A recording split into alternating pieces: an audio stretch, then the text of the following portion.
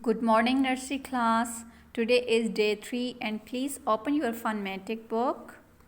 Open page number 3. Write date, CWN, day.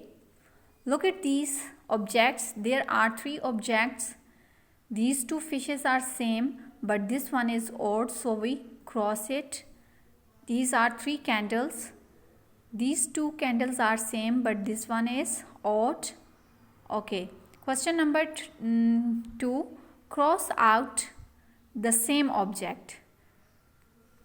Okay, look at these objects.